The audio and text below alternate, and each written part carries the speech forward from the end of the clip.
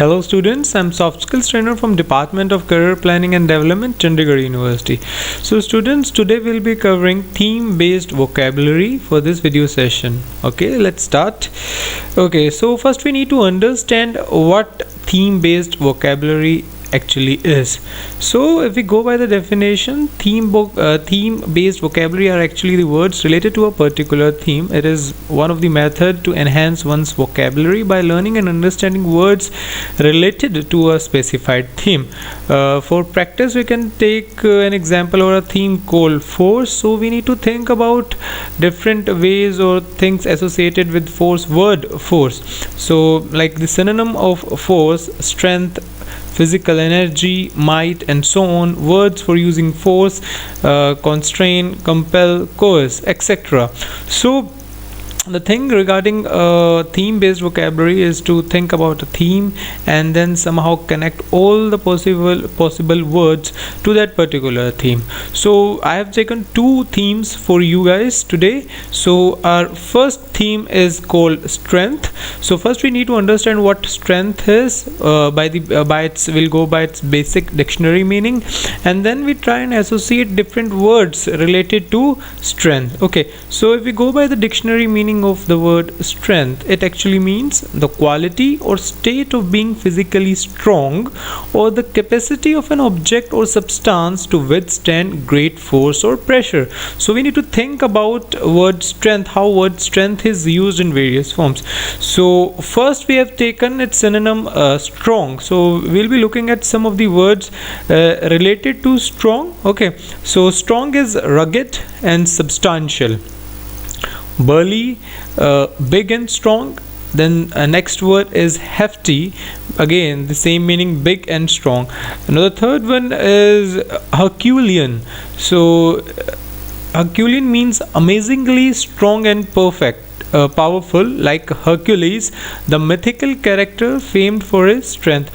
So regarding this particular word Herculean, there is this phrase also called Herculean task, that is very difficult to accomplish, or that takes too much effort to complete. Okay, so the next word is mighty, that is physically and powerfully strong. Then the last word is manly, having or exhibiting manly strength. So if we try and understand, we have different sets of words related to the synonym strong of the strength. Moving on further, so here we have another set of words. So the number one is someone who expectedly proves too strong for the one who attacks him. For example, let's say someone has attacked me, or let's say Pakistan has attacked India, but we know that India is somehow strong than Pakistan, but the thing is Pakistan might think that India is not that strong. So in that particular case, the phrase that will be used by Pakistan is to catch a Tatar, because they have attacked an opponent that is way stronger than them. Okay, so but they were not expecting it. Okay, so someone who unexpectedly proves too strong for the one who attacks him is Tatar, used in the phrase catch a Tatar. Again, let's say if I consider someone who is not me, someone else who considers someone as a weak person and tries and bully him, but the moment he attacks him, the other person might at times he might knock him down, because he might be a black belt. So for that particular situation, we use a phrase called catch a Tatar. Okay, so strong in body or build, muscular, robust, stalwart, sturdy, and stout. Then the third word is vigorous, again rugged and vibrant, vigorous and full of life. The word is lusty and vital. Okay, for this one, with no weak points for an opponent to attack, is airtight. Strong in the sense of not being diluted, that is concentrated or undiluted. For example, if we take example of acids, so if we say the strength of the acid. So if it's undiluted, the acid is considered to be strong, or we call it as concentrated acid. In class 10th and 11th we hear concentrated and diluted acid. Concentrated H2SO4, that is your sulfuric acid, is way more harmful than your, or way more powerful or reactive than your diluted H2SO4. So now we can understand how these different words are actually related to the word strength. Okay, so if you put in some water in the H2SO4, you are actually decreasing the strength, or you are diluting the acid. Source of strength, sinews, and to be or prove stronger is to prevail. Moving on further, to strengthen someone. So we'll be looking at words that will mean to strengthen someone, to make them stronger, vigorous, to give strength or vigor to. So number one word is arm. Strengthen morally. Brace, give strength to.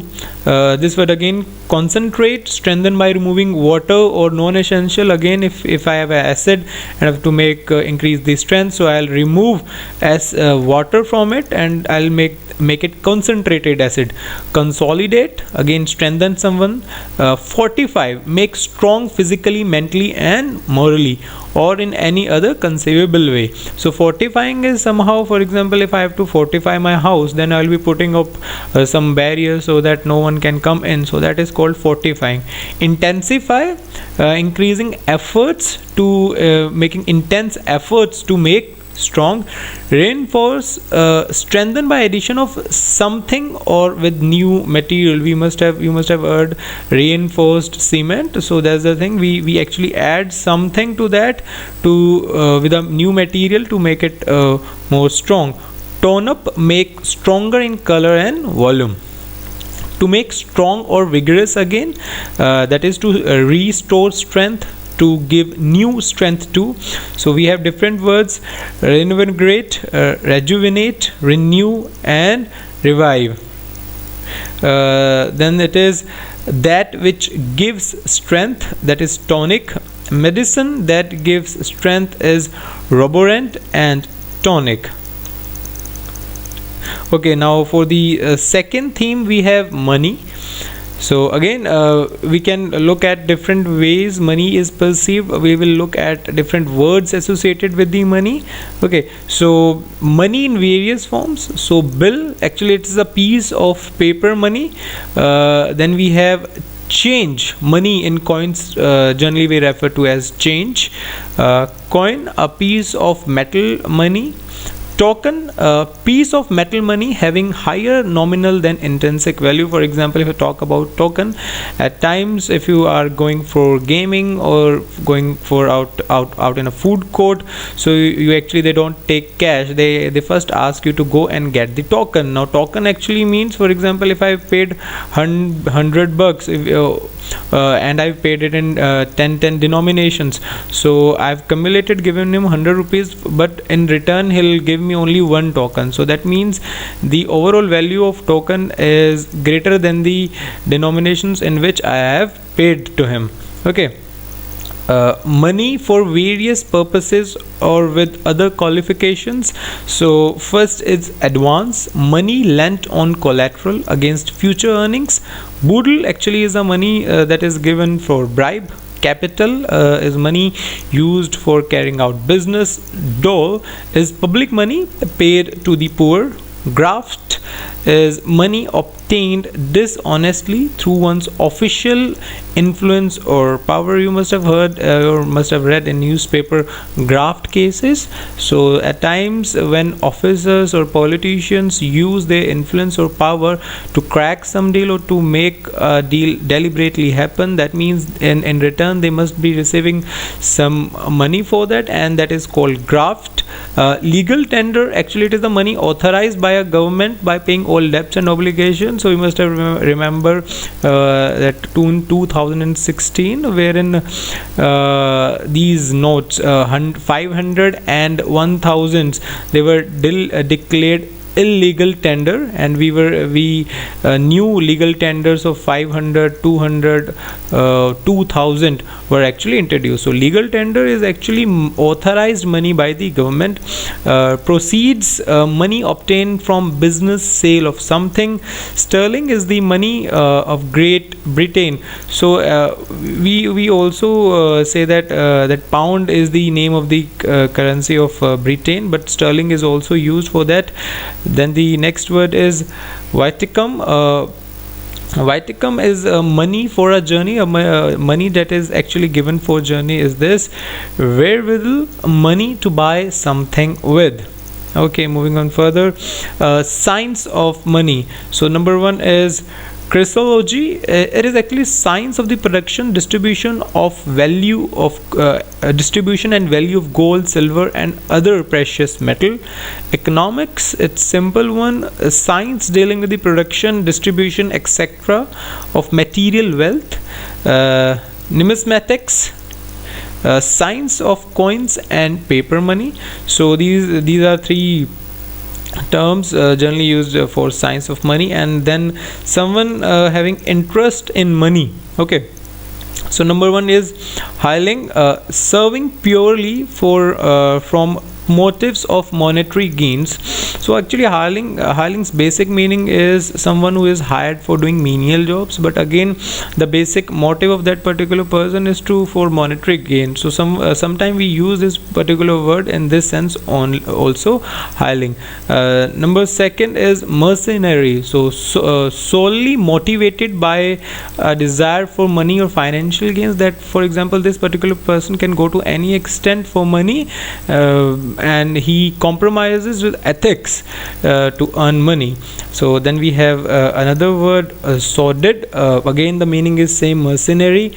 Then we have another word, venal, the same meaning, mercenary. So I hope you have understood how theme based vocab actually works.